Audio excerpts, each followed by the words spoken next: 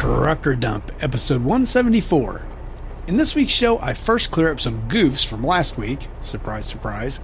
Then we talk about ID tags on trucks, Hurricane Ian, hours of service exemptions, and tips on hauling FEMA loads. We got a cool video explaining deregulation. What exactly makes a professional driver a professional?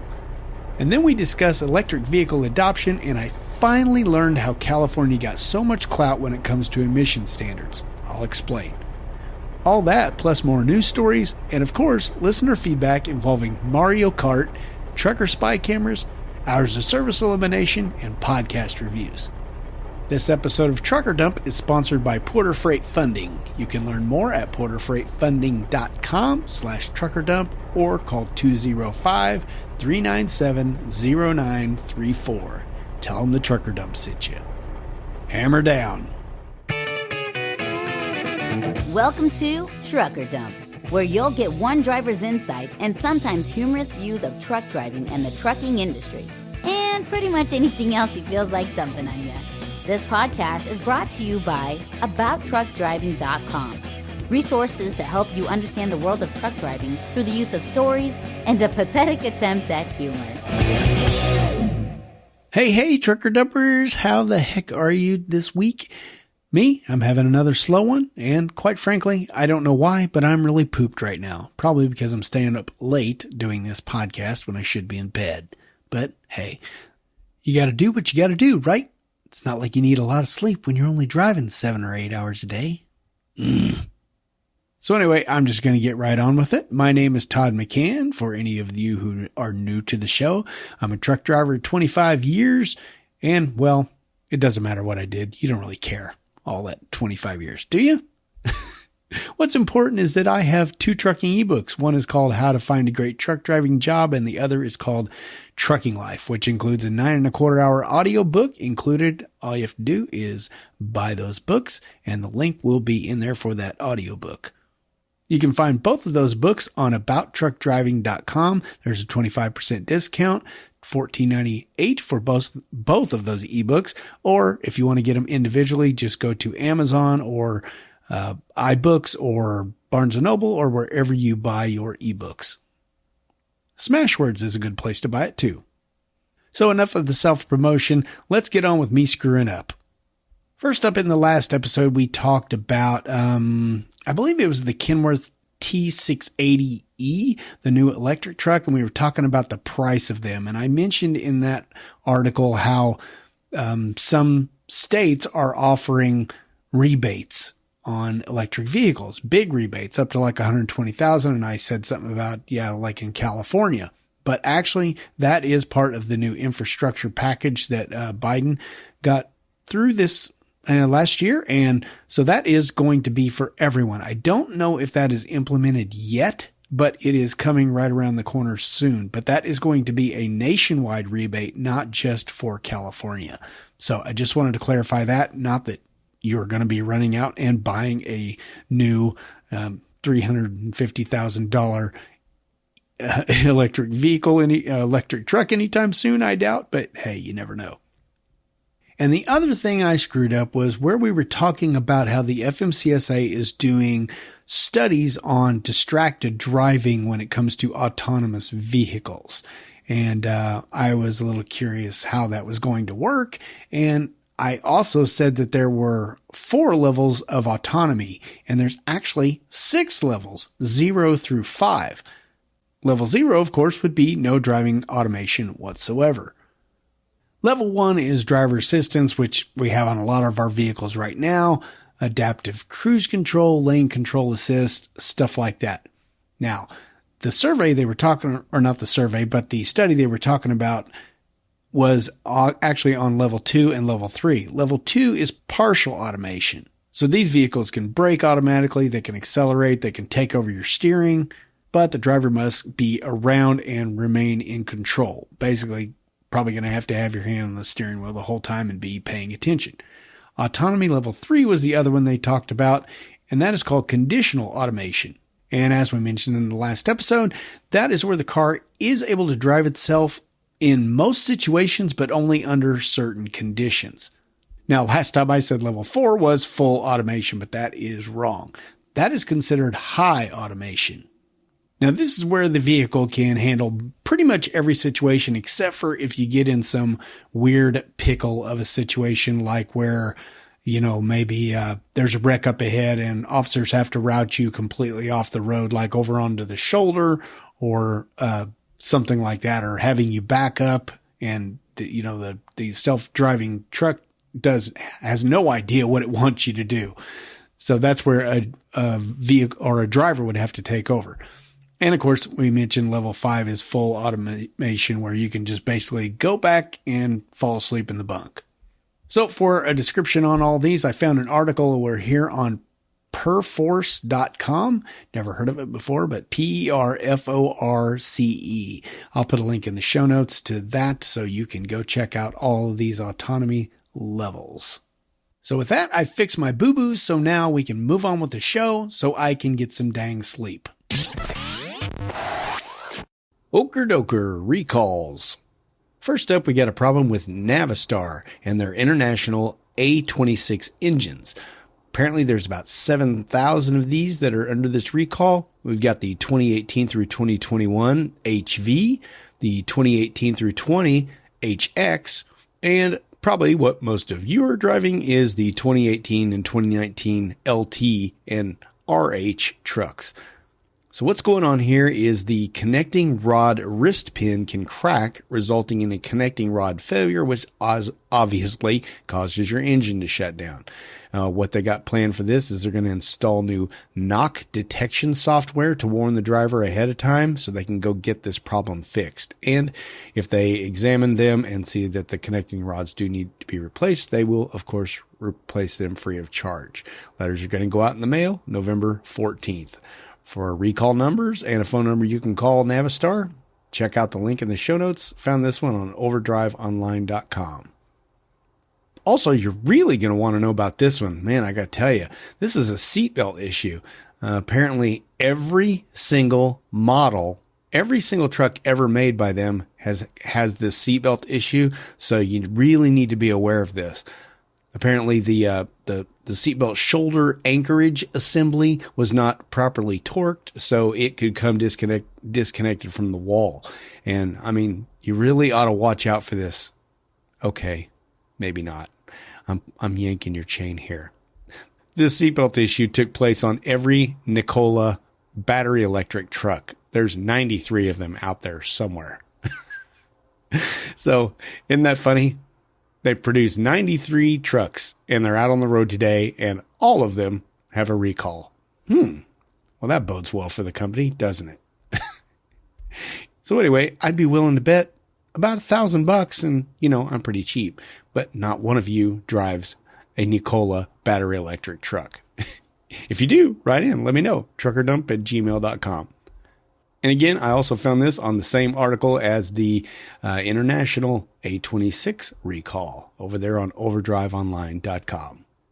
And I truly apologize for wasting your time with that last recall. I just couldn't resist. Okay, we all expected Hurricane Ian to cause problems, right? Well, of course. CDLLife.com tells us that the FMCSA has issued hours of service waivers for 8 states. And I just want to let you be aware of that. Those states are Alabama, Florida, Georgia, Kentucky, Mississippi, North Carolina, South Carolina, and Tennessee.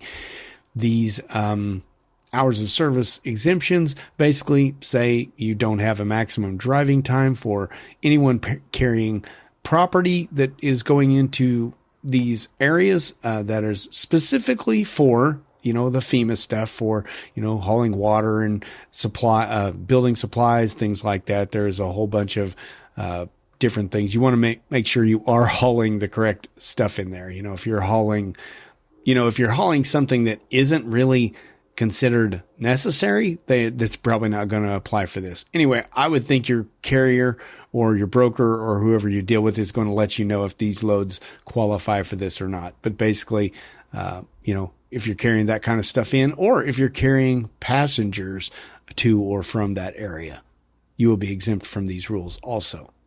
So anyway, this kicked in on September 28th, and it is going to go through October 28th. Unless, of course, they put an end to the emergency declaration earlier than that. So short and sweet, just wanted to let you know about those 8 states, and you may be exempt if you're running around in there. And hey, if you're ever getting a chance to run under these exemptions, please write in and let me know, truckerdump@gmail.com. I have never gotten to run under these circumstances, and I would like to, just to see what I'm capable of, just to push the boundaries a little bit. And I just doubt I'm ever going to be a part of this, considering I'm in the LTL industry now. But if you are, please write me, truckerdump@gmail.com. Again, for all the details on this article and the hours of service waivers and what exact freight qualifies for this, head on over to cdllife.com. All right, if you are someone who is going to be delivering into Florida, any place affected by Hurricane Ian, then you want to pay attention here. Found this one on freightwaves.com, which is ironic because, well, the title is FreightWaves CEO Fuller offers advice to truckers hauling FEMA loads. Here's something I didn't know. Before Craig Fuller was the CEO of FreightWaves, he was actually in charge of a company called Express Direct, which, if you remember from back in the day, they were a on-demand emergency unit of U.S. Express. That ran from 2002 to 2005. I remember those trucks being on the road. Anyway, over the course of those 4 years, apparently he dealt with a lot of hurricane activity. He says he handled 20,000 shipments and billed over $100 million in revenue during the disaster relief. That's just with that stuff alone. I know that I remember that company would also just do a lot of expedited stuff. I don't think they just did the emergency stuff. I'm not exactly sure on that, but I'm pretty sure they did other stuff. But regardless, he has had a lot of experience hauling FEMA loads, and he's just warning you of some downfalls of these things. For instance, he says that it's really important to make sure that you include daily detention rates into your contracts that you have when you haul this freight down there, because when you get down there, often it can take days or even weeks before trucks can get unloaded because everything's just a mess. Docks aren't open. Often you got somebody on site who doesn't even know where you're supposed to unload. It's just a mess. So can you imagine taking a load that seems like a fairly good rate and you get it down there and you think, oh, great, I'm going to do these a couple times and make good money. And then you get down there and you sit for a week. Well, if you didn't figure in detention pay into that contract, you are screwed. So let's not do that. He also says just be prepared for chaos down there because I know often they don't have cell service down there. You're relying on a CB, so don't go in there without a CB. Typically, the fuel stations are down in those areas. So he recommends making sure you fuel up just before you go in case you are sitting there for a whole week. You want to be able to run that truck. And lots of other good tips in here. Again, you're going to want to check this one out if you are an owner-operator and you plan on, delivering into these areas to help the hurricane victims. Also, I should mention that there are some exemptions going on for that for hours of service already. Those are in place in some states. So you'll want to check that out if you are going to be hauling in for these FEMA loads. And I'll warn you of one last thing that Mr. Fuller says you need to be aware of, and that is delayed pay. Really slow pay. It just takes a long time because you're dealing with the government here. And, well, that just really takes a long time to get paid by the government. So in his words, he says, what I would recommend doing is going in and finding someone that can accelerate your payment, perhaps a quick pay service or a factoring company that can actually help pay for those freight bills. Well, that's good advice, Mr. Fuller. And with that, let's hear a word from our sponsor. How's that for a segue? You know, Mr. Fuller does have a point here, though. He is an expert in dealing with this stuff, and if he says your payment is going to be delayed, it may be delayed. And why wait on it? Go get yourself a factoring company. And of course, I'm going to suggest you use Porter Freight Funding. You can learn more at porterfreightfunding.com/truckerdump or call 205-397-0934. So just as Mr. Fuller said, a factoring company can help speed up the process. Basically, if you're unfamiliar, which you shouldn't be if you listen to this show, but just in case you're new, a factoring company basically helps you get rid of bad customers. Well, you deliver freight and they don't pay you on time. Well, you take that to Porter Freight. You just say, hey, I paid this. Here's the bill. You can collect, pay me now. And within 24 hours, you're going to get your payment. It's super easy to set up an account with Porter Freight Funding. And after that, you can just use them for your willy-nilly bad customers, or you can just let them handle all of your collection needs so you just don't have to mess with it at all. Your choice. They are very flexible in this. But Porter Freight Funding doesn't just do factoring. They also do brokering. They have dispatching services. They got fuel cards and insurance. They'll even help you with compliance if you're new to the trucking industry and trying to get into being an owner-operator. So what are you waiting for? Quit letting these customers stiff you on your payment. Give Porter Freight Funding a call. That's 205-397-0934. Tell them a Trucker Dump podcast sent you. Or just head over to porterfreightfunding.com/truckerdump. Trucker Dump is all one word. And thanks to Porter Freight Funding for sponsoring this episode and for offering a service that'll get you paid now, not later. Well, here's something that's been a long time coming. It's about freaking time. Found this one on overdriveonline.com. Canada ends border vaccine mandate, and OIDA calls on Biden to follow suit. Yep, as of October 1st, in order to enter Canada, you will not have to go through any testing, quarantine, isolation, anything like that. Oddly enough, the United States still has this in effect for anyone entering the United States from the U.S.-Mexico or U.S.-Canadian borders. Isn't that interesting? As OIDA points out in their article, that Biden should be dropping this too because, and I love it when anyone turns a politician's words against themselves. Apparently, Biden, in the CBS 60 Minutes show recently, stated the pandemic is over. So OIDA is saying, hey, if the pandemic is over, why do we still have these stupid restrictions in place? Good point. Why is it that politicians are the only ones who are allowed to just completely flip-flop and say one thing and do another, and everybody just seems okay with it? Doesn't matter, Republican or Democrat, they all do it. They're all useless. Good grief. So anyway, that's really all there is to report right now. As we know, there was a lot of, hubbub over this Canadian thing. And, there was the big shutdown up there in Ottawa, and that lasted for weeks. And there were driver arrests, and there was bank accounts taken control of, and all kinds of crazy government overreach stuff going on. And thankfully that didn't happen here. Thankfully. But really, if the president of the United States is saying the pandemic is over, then back up your words for Pete's sake. Drop it here too. Come on. Let's get on with this. Let's get on with our lives. How about that? For all the details on this one, head over to overdriveonline.com and feel free to go into Canada so I don't have to. Hey, here's a quick update on AB5. That's a debacle going out in California where they're trying to figure out who is a lease operator and who is an employee. Now, this article has nothing to do with trucking specifically, but it is entitled Federal Trade Commission Joining Independent Contractor Fray. Now, what they're basically talking about here mostly is gig workers like Uber, Amazon drivers, things like that, Lyft drivers. But this does seem to have an impact, or could have an impact, on the trucking industry also.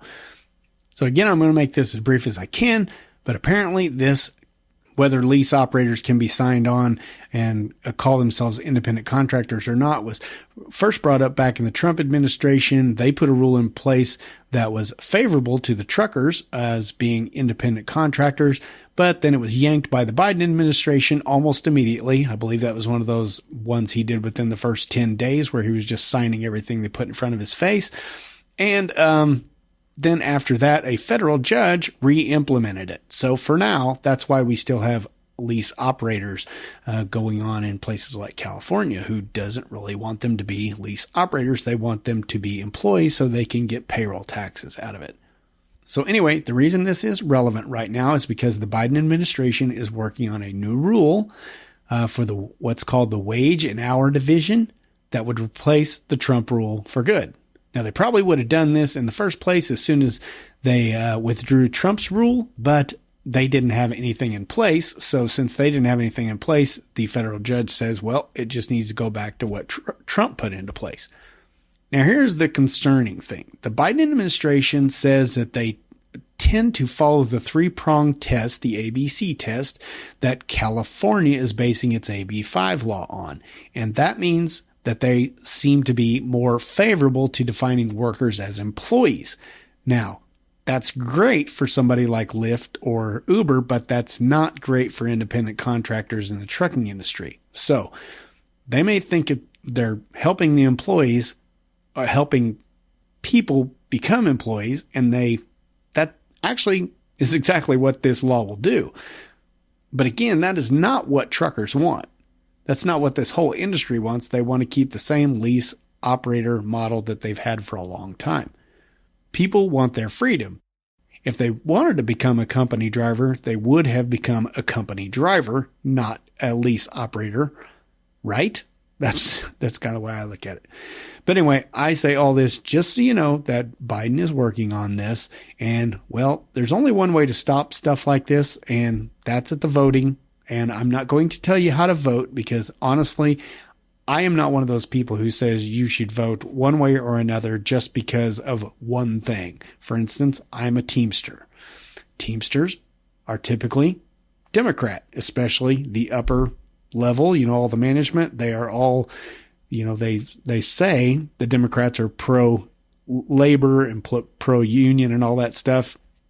Not sure I buy it, but I know there's a lot of conservatives working where I work and, a lot of Teamsters, but the upper management is definitely on the left. Now, I'm trying not to get too political here, but I'm just going to say that I don't think, again, anybody should vote just on basis of what their work does, because there's moral issues going on here. There's your values. There's what you think is important, not just what is at your work. I'm a conservative. Everybody knows it that's listening to this podcast. I'm not going to vote for any administration just because they might make my work situation better, because that might not align with my religious beliefs or my moral values or my family values or whatever.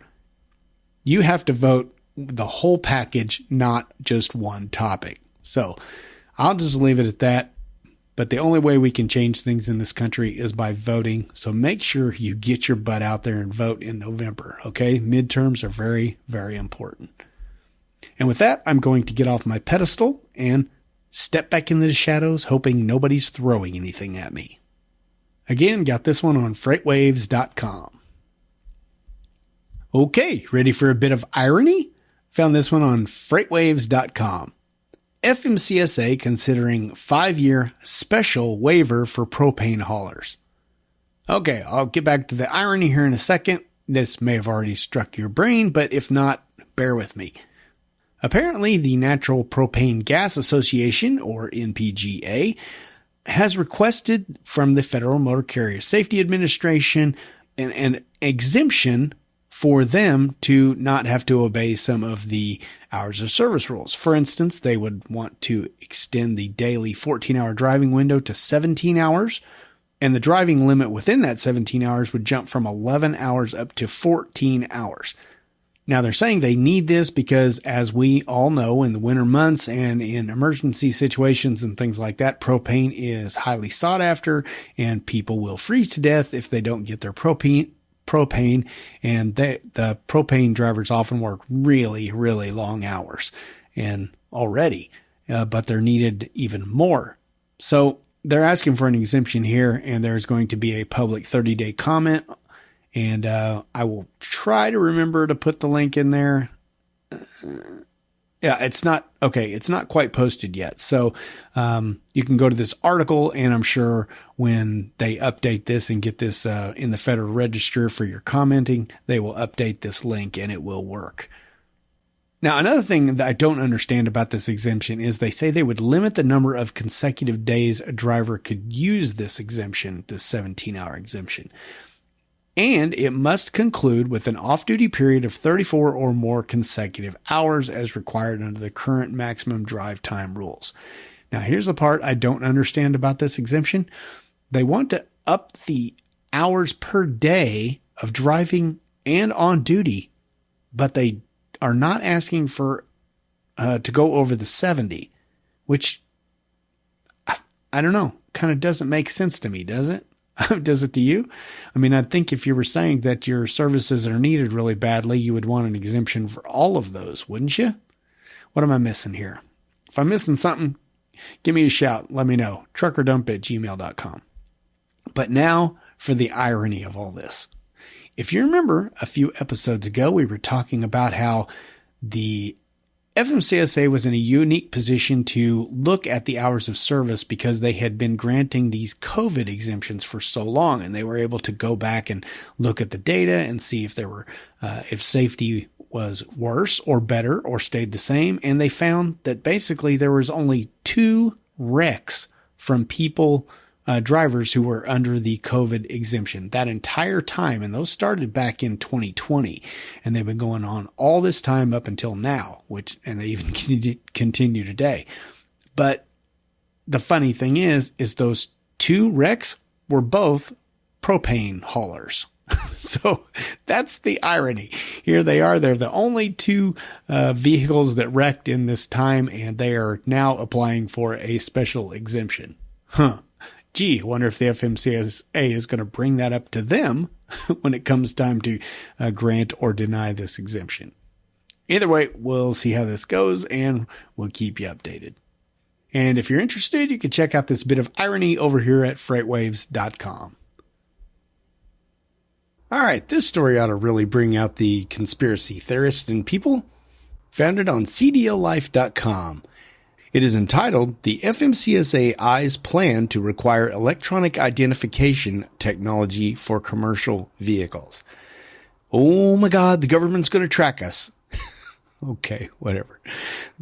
For the record, the government's been tracking you for a long time. If you've had an ELD or an AOBRD or even one of those Qualcomm devices, if the government wanted to track you, they could easily. So let's just get over this, shall we? So what this is talking about is basically they are wanting to equip, they're taking comments on this. Let's put it that way.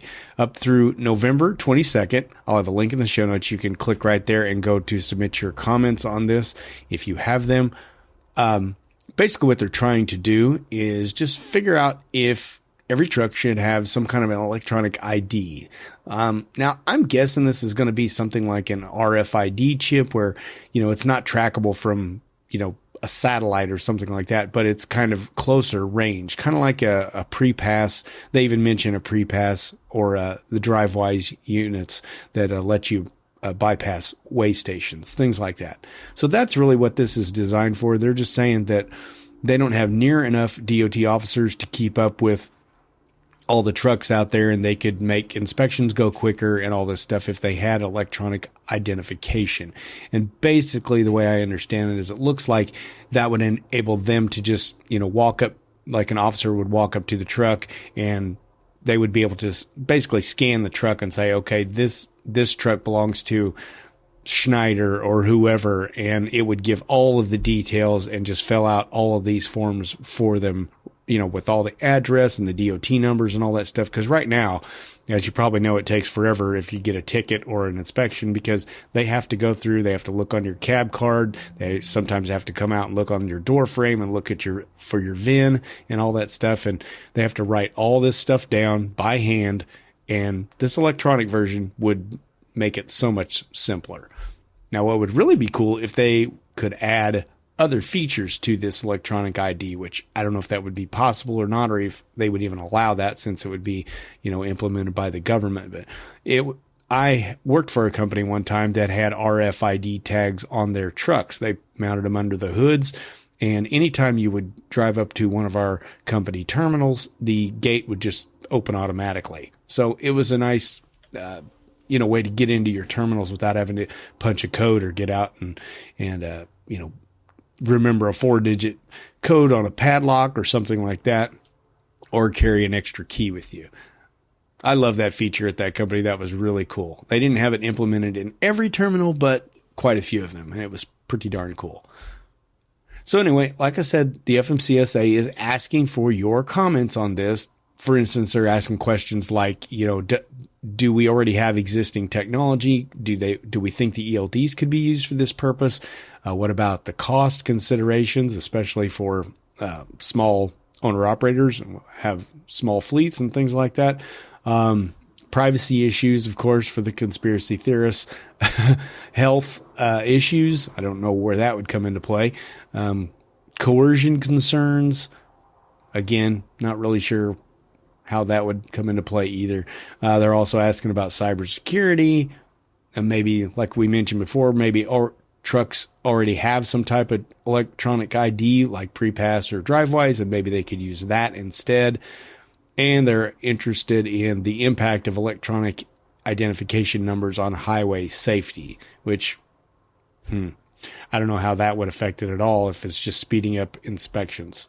Well, I guess through association it might, because if DOT officers could do more inspections, then maybe the roads would be a bit safer and we wouldn't have 23% of vehicles shut down at the next blitz, like that last big international road check blitz.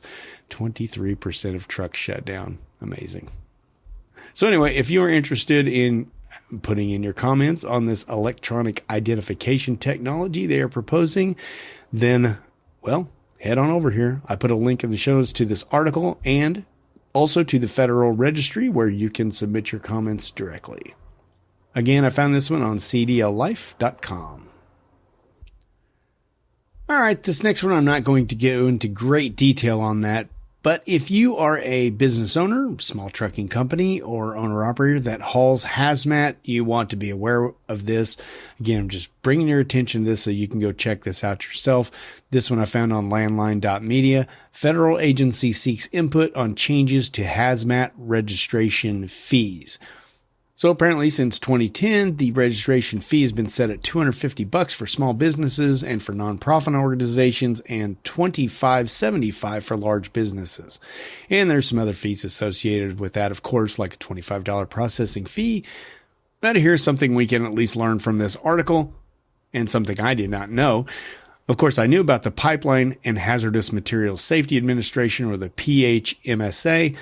They are the hazmat division of the FMCSA, basically. Well, they're not really a part of the FMCSA. They're different, but, they work alongside them because they deal with the transportation industry. And that's across rail and air and land and everything. But apparently these fees are collected to fund programs like the Emergency Preparedness Grants. I did not know this. So guess what? This new infrastructure law that just went into effect, it increased that amount for the funding for those EPA grants by $18.5 million. And of course, that money has to come from somewhere. Well, guess where? Small business owners and large business owners who are going to haul hazmat. Anyway, right now they are just taking comments on this and they want to know what you think about it. And so if this is going to affect you and you don't want to pay more for hauling hazmat, make sure you go check this out. You're going to be able to submit your comment through December 21st. So you can just go to the link in the show notes here to go to landline.media and read this article, because there is more details than what I gave you in here. Again, didn't want to bore everyone, just owner operators. If you haul hazmat, you're going to want to check this out. Again, for all the details, head on over to landline.media. And in this article, you will find, of course, the details of the article, but also a way to submit your comments. And I will also put that link in the show notes so you can go directly and submit your comments from there. Although I would highly recommend going to, I'm not going to put that in there. That way that's going to force you to go to landline.media and read up about this before you submit your comments. Because why would you be submitting a comment if you are not well informed? Besides, it'll save me from clicking on one link and copying and pasting it into my show notes. Lazy. Landline.media for this one. Say, have you ever heard the term lane filtering? Well, I have to admit, I never have. Thankfully, landline.media is going to tell us what it is and why it's relevant. This one is called Arizona Lane Filtering Law in Effect. So basically what this is, well, you already know what this is if you've ever been in California.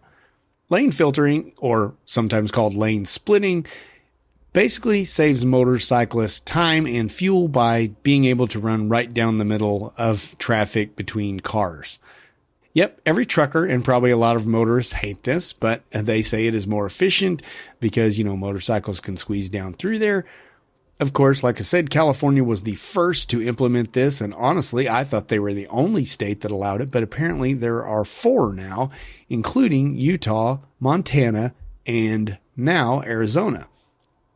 Now, again, these laws are designed much better than they're actually implemented, as we well know with motorcycles go flying down the middle of a lane. Apparently, most of these rules are set up where if traffic is moving really slowly, like 20 mile an hour, 30 mile an hour, that motorcycles are allowed to split the difference, go right between the cars, but they're supposed to really go slow, like 10 mile an hour, or in the case of Arizona, they're saying 15 mile an hour. The problem is we know that never happens. Motorcyclists are motorcyclists, at least the crazy ones on the crotch rockets. They just fly down through there and they'll be going, 35, 40, 50 mile an hour. Not even thinking what happens if a car decides to switch lanes. Yeah, those people are nuts. I used to ride a motorcycle and I still would love to be able to, but as the evil overlord said, it's not you I don't trust, it's everyone else. Well, good point. So anyway, I just wanted to let you know to expect this kind of motorcycle activity in Arizona now. This started on September 24th. So now, like I say, Arizona, California, Montana, and Utah, be prepared. Be looking out for motorcycles, although you should be doing that anyway. Sometimes you are just not expecting them to come flying by your window while you're sitting there in traffic. But, well, it's going to be happening more and more. So there you have it. Thank you, Landline.media, for teaching me a new term. Lane filtering, or lane splitting. There you go. And now the moment you've all been waiting for. Drink! Yep, Love's is up to it again. This time they opened a new truck stop out in Lamars, Iowa. Now, I did not realize where this was, but as soon as I looked at the map, I knew, oh, crap, I just passed that the other day and thought, hey, that's new. Well, it is new. So where is it?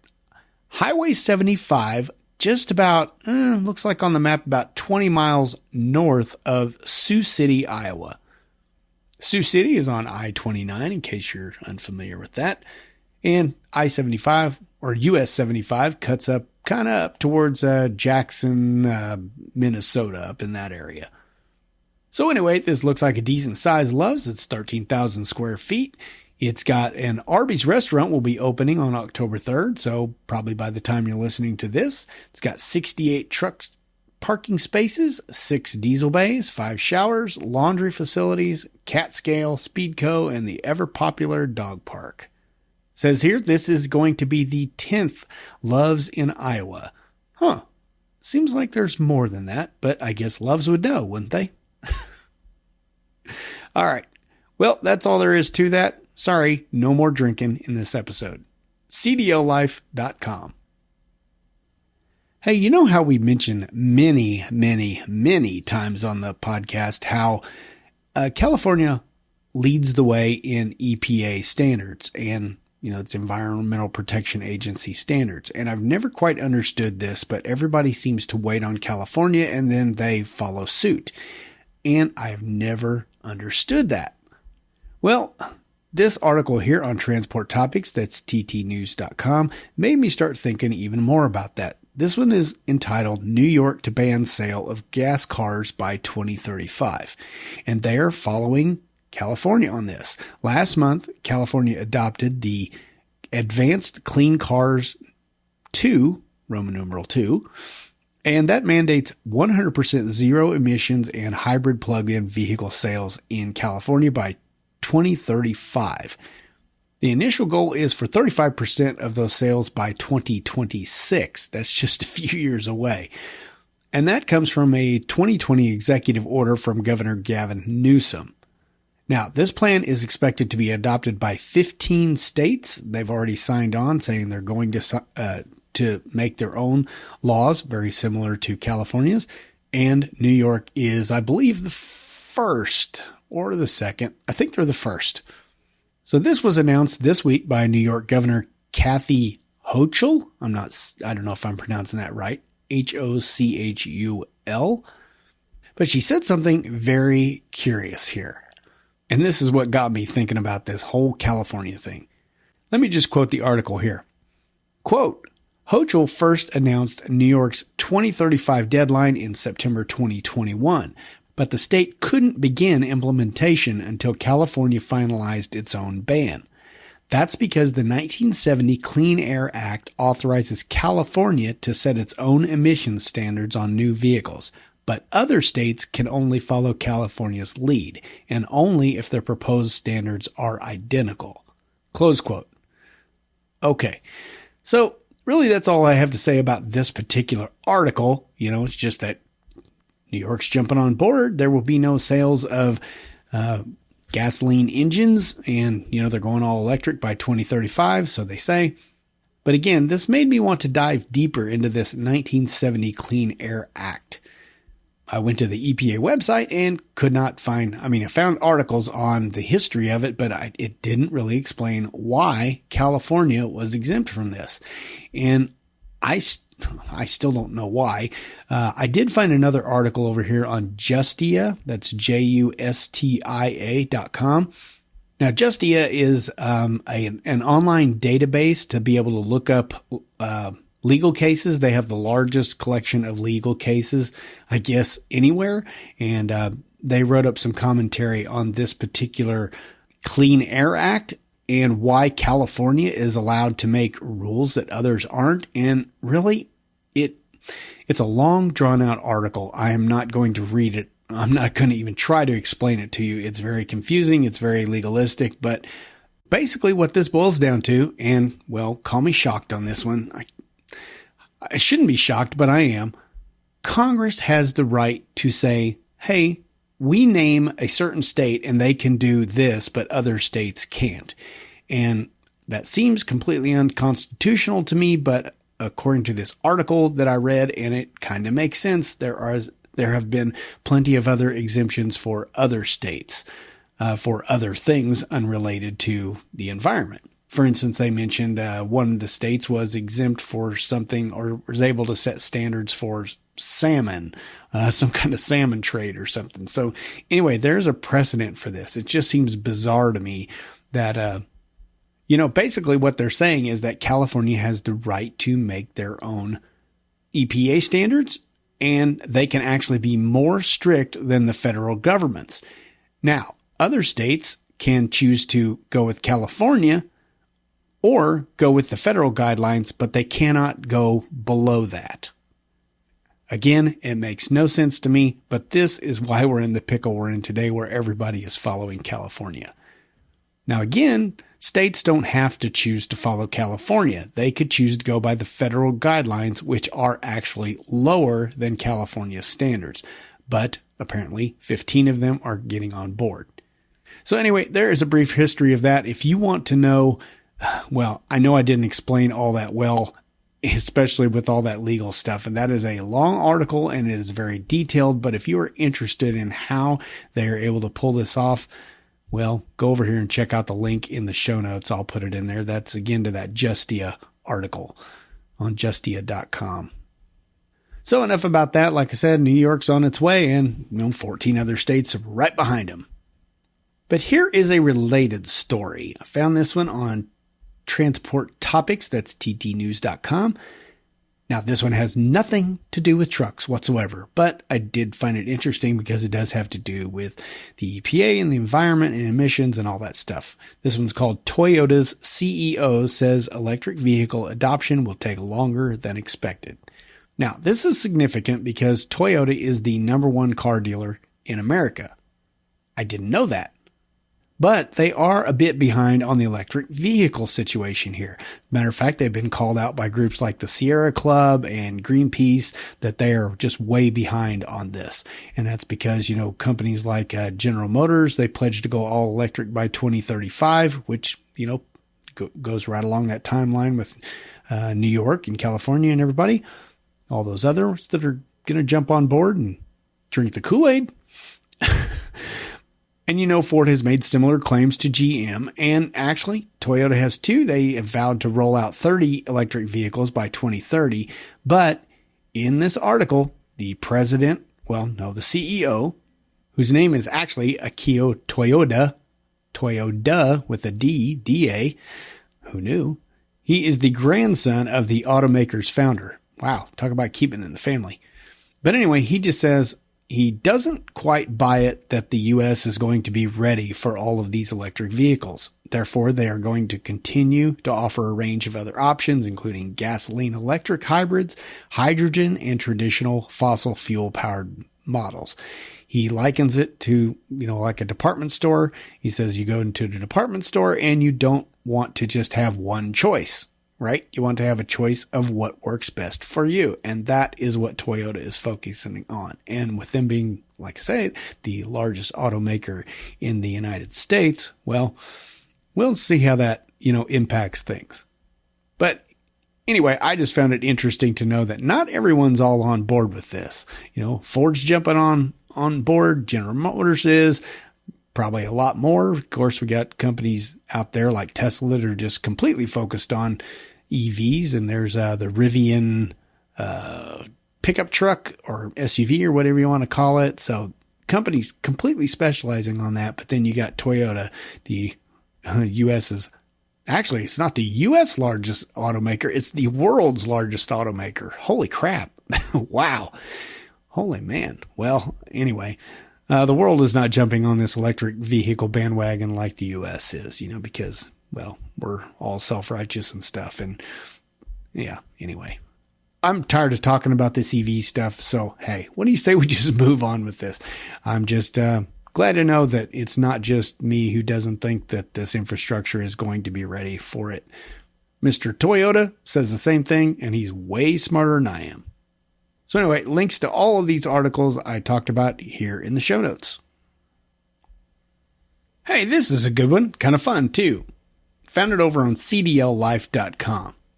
In the past how we have talked about deregulation in the trucking industry and how, well, I've always said I've had a keen interest in it and I understand the gist of it, but I don't really understand all the details. Well, there is a video over here on cdllife.com. It's about 8.5 minutes, something like that. It's called The Decision That Broke American Trucking.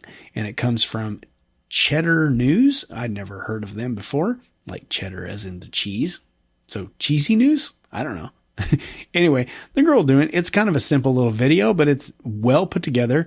The woman in it is very informative. She's funny. And it says that basically this video just zeroes in on how the Motor Carrier Act of 1980 changed the trucking industry completely, and in a negative way, some would say. Actually, many would say. But, you have a look at the video if you have no idea how deregulation worked or what happened. This is a pretty brief little oversight of it. As she says, in order to go into all the details of it, she would have to do like a 10 video documentation of the whole thing. And she just, I don't think she's really into that, but she got some good facts together. And this was a really neat video, like I said. So go check it out. cdllife.com. Learn more about this trucking industry that you're a part of. All right, this next one, I just want to give a little plug for one of our sources that I get so much news from, and that is landline.media. And of course, landline.media, in case you were unaware, is run by OIDA, which is the Owner-Operator Independent Drivers Association. So what's the plug? Well, as it says in their name, they specialize in owner-operators. And maybe you are thinking about becoming an owner-operator. Or maybe you're just interested in how to go about it. Now, sure, you can go onto YouTube nowadays and find lots of information, but it's all over the place and all jumbled up, and good luck getting any cohesion out of that. Cohesion? Is that a word? Cohesion? Understanding. Anyway, and that's where this course from Wadel comes in. They call it the Truck to Success course. It's a 3-day deep dive into the ins and outs of becoming an owner-operator. This year, it's going to be on October 25th through 27th. It's going to be at the Courtyard Marriott in Blue Springs, Missouri. If you don't know, Wadel is based over near that area. I don't know if it's actually considered Blue Springs or Green Valley or where, but it's over there somewhere, just east of Kansas City on I-70. By the way, if you ever go by there and see the building, make sure you honk. They love that over there. To honk real big and loud. It's tradition. So anyway, like I said, I've heard good things about this. I've never attended it myself because I don't ever want to become an owner-operator, but I've heard very good things about it.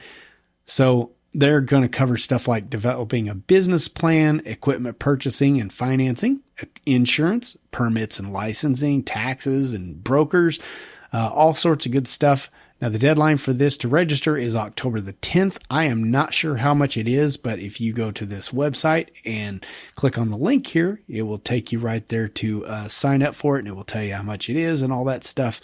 You'll also find a video that's it's a little over an hour long, kind of giving you a preview of what the 3 days is going to be like. So anyway, like I said, just a little plug for somebody that I get so much information from. They did not ask me to do this. I just saw that they had an article written up on landline.media. And so there you go. If you want to become an owner-operator, learn how in 3 quick days and enjoy some Kansas City barbecue while you're there. Landlinemedia.com, or just better yet, click that link in the show notes. And today we're going to leave you with some self-reflection. Deep Thoughts by Jack Handey. Some of you may be too young to remember what that actually is. So what is it I want you to look at? Well, it's not so much me as it is Clifford Peterson over here on overdriveonline.com. Clifford, as I mentioned before, always writes great articles. I think he's a funny guy. He's got his head screwed on straight, and this article is all about professionalism. What defines a professional? You know, many would say in this industry, you're a professional truck driver, like automatically because you drive a truck for a living. And by definition, maybe that's true because the definition of professional is you get paid for something. Professional football player as opposed to amateur football player. But I would tend to agree with Mr. Peterson here that being a professional is more than that in the trucking industry. And he really just narrows it down to integrity. He has lots of examples here that I am going to let you go read. And I please am asking every single one of you to go over here, read this article. It's not very long. It won't take you very long at all. And you can look and see how you are doing in the professional department. Now, Mr. Peterson says he has some things to work on, as do I. I think for the most part, I would consider myself a professional. I follow most of these things. And even when I do get angry at somebody who does something stupid around me, I don't lash out. Well, not outwardly anyway. I don't drive aggressively or anything like that. I just back off. But anyway, all kinds of things you can do in here and it kind of gives you an idea. Are you a professional or are you not? So there's your homework assignment for next week. Read the article and write in and tell me what you think makes a professional. Okay? truckerdump@gmail.com. Again, you can find this article on Overdrive Online, or it's just really super easy to click that link in the show notes. So that will about sum up the news for this week. But don't go anywhere. We got some feedback.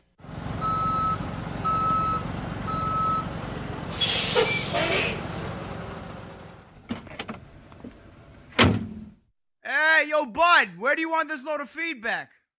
Okay, let's say we start out with Andy Wadel? Who knows? Sometimes I think y'all just put your last names in here just to torment me. Andy writes, hello, sir. Sir, wow. Fairly new owner-operator in the trucking business here. I am interested in becoming a member of the chat if you would have me. Thank you for your time and consideration. No problem, Andy. And of course, that chat he's talking about is the Trucker Dump Slack group.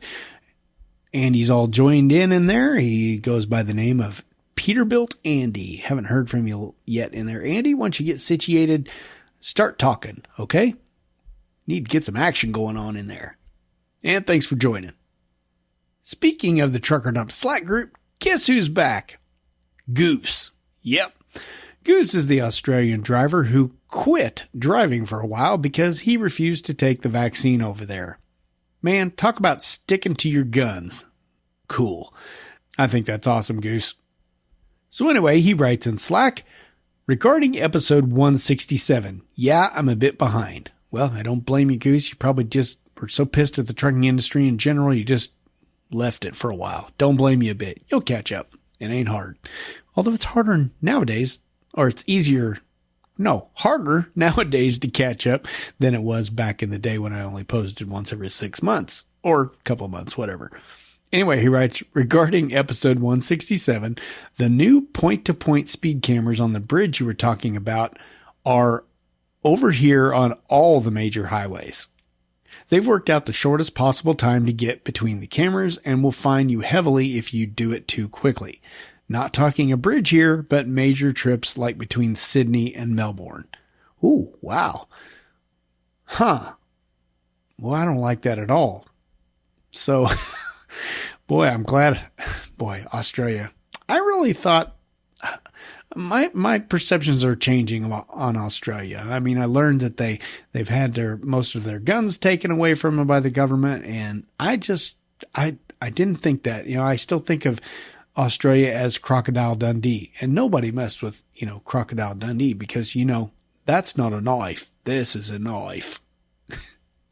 But anyway, yeah, we were talking about over here on the Atchafalaya Bridge down in, where is that? Louisiana, I think. Anyway, how they set up cameras on both ends and they were going to time you across there. And like he said, if you go too fast, you're going to get a ticket on the other end. Man, I just can't believe that's bad enough on that bridge where you're not allowed to pass and everything. But can you imagine like them doing that between Kansas City and St. Louis and just say, well, you can't do that any more than 4 hours or you're going to get a ticket. Not cool, man. I don't like that one bit. But what I do like is that Goose is back and he's active in this Trucker Dump Slack group. So if anything's going to pull you into the Trucker Dump Slack group, it's a guy named Goose. Come on. To join that group, just email me at truckerdump@gmail.com and say, let me join, dude. I usually get those out real fast. Usually. Next up, we're going to hear from Shy Guy. Yeah, we talked to him in a past episode. He was asking for some advice on, he was talking about podcasts, and it gave me an opportunity to tell him about some of my favorite podcasts. So he writes in and says, hey, Todd, it's Shy Guy again. I just wanted to thank you for the recommendations on new podcasts I can listen to. Yeah, hope you get a kick out of those. Stuff You Should Know podcast just had one on vasectomies. It was kind of painful to listen to. Dad joke. Anyway, he goes on and says, I will for sure check them out. Just a little background and how I got the CB handle Shy Guy. It's not because I'm shy. My son and I both love to play Mario Kart. That is a fun game. We can definitely have some epic races. He is always Mario and I'm always Shy Guy. I kind of value myself as to be a gamer, but I never really had a Nintendo to play with. And I honestly had to go look up and see which one Shy Guy is. He's the one that looks like he's got a Scream mask on. Of course, they probably not. Scream wasn't around when Shy Guy came around, I'm sure. But hey, a little embarrassed that I had to go look that up. Anyway, Shy goes on and says, when my son was younger, we would always pretend like we were throwing bananas and turtle shells at the other drivers on the road. That's awesome. Sometimes with these four-wheelers, I wish that was a possible thing. Yeah, no kidding. I'd like to throw more than bananas, though. Turtle shells would be all right.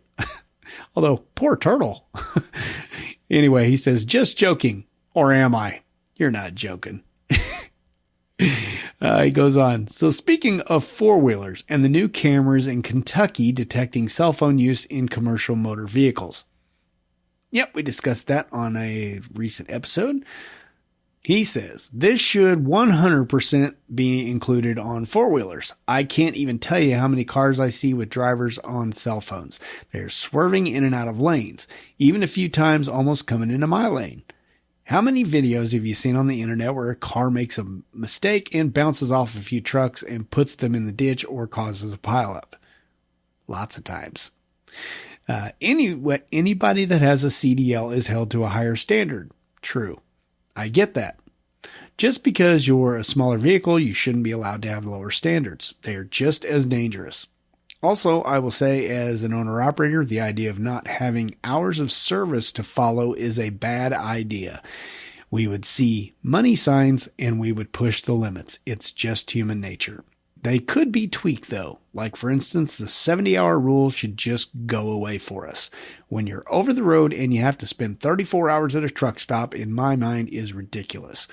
If I can get enough rest throughout the week, drive every day, then I feel like I don't need to take a 34-hour restart. At most, maybe a 24 hours max.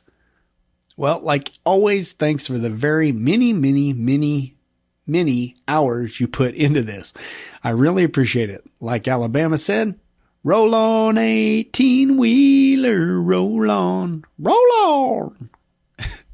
Thanks, Shy Guy. You know, I couldn't agree with you more, especially about that 70-hour rule thing. I don't get it. If 10 hours a day is enough rest for you throughout the week, why is it not, at the end of your 70? Why can you not just get another 10 hours and just keep on moving? I really don't understand that one. Never have. I think that would be the next logical step, is to remove the 70-hour rule. Although I don't think it's probably ever going to go away, but it should, because it's not saying you have to work 70 hours, and you should never let your company push you beyond what you're comfortable doing. But it would give the ability for people like me who don't want to sit in a truck for 34 hours. Well, I didn't back then, but I guess honestly, thank God I did, or else this podcast would have never got started. So I guess I have that to thank for it. But other than that, I don't want to sit around in a truck just staring. Anyway, thanks for your input on this, Shy Guy. I couldn't agree with you more on everything you said. Cars should not be exempt from those cameras. The 70-hour rule is stupid, and we should be able to throw bananas and turtles at vehicles. All right, let's move on. You know what? Sometimes you put out a call for something and, like iTunes reviews, and you immediately regret the decision. Take it away, Shannon. Hey, Todd, it's Shannon. I just left a review on iTunes, but I thought I would make an audio comment to let you know what I wrote, because I figured, why should you stumble through my words? I mean, let me do that, right? Anyway, Sure. Here's what I wrote. I said, great podcast. I love this podcast. The best part is at the end where he stops talking. I love that part. But seriously, if you're looking for some trucking news and recalls with a little bit of great humor, I mean good humor, oh hell, who am I kidding? An attempt at humor, then you are in the right spot. Yeah. I've gotten to know Todd pretty well over the last couple of years and really enjoy listening. Give it a shot and thank me later. Okay, so that's it. I don't think we're recording anymore, right? So as far as payment, you're going to Venmo or Zelle or even Apple Cash, buddy, anything to help a friend. Okay, so can I start my truck now? Because it's hot as balls in here. Later, dude. Hot as balls, huh? Checks in the mail, Shannon. Oh, God. I love my listeners. I just love you guys. It really got me tickled. Oh, God. So with that indictment on my ability to make jokes, I think we ought to just cut loose for the day. What do you think? As always, a big shout out to anybody who writes into the show. This time it's Peterbilt Andy, Shy Guy, and Shannon. Appreciate that. If you'd like to leave an awesome iTunes review like Shannon did, you can just go to the show notes. At the very bottom, you'll see show info, and there is a link right there to leave a rating and a review. You don't have to do audio like Shannon did. It's just text. But that's more than welcome if you want to do audio like Shannon did. Or not like Shannon did. Whatever you think. All right. This episode of Trucker Dump was sponsored by Porter Freight Funding. You can learn more at porterfreightfunding.com/truckerdump. Or you can give them a call at 205-397-0934. And be sure to tell them the Trucker Dump podcast sent you. We out.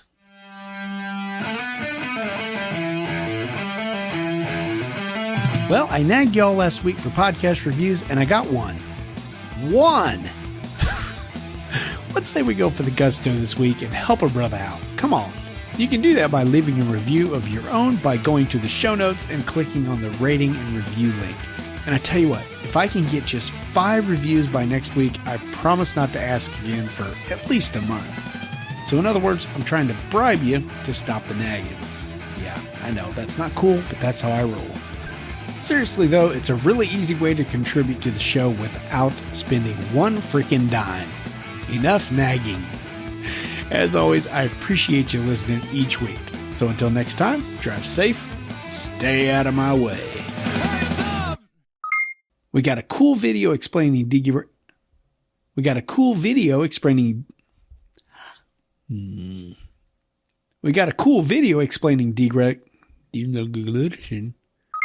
I was talking about the different autonomy levels, and I said there were 4 autonomy levels. There's actually 5. And, piss. There's not 5, there's 6. All right. So as expected, Hurricane Ian has caused. Hurricane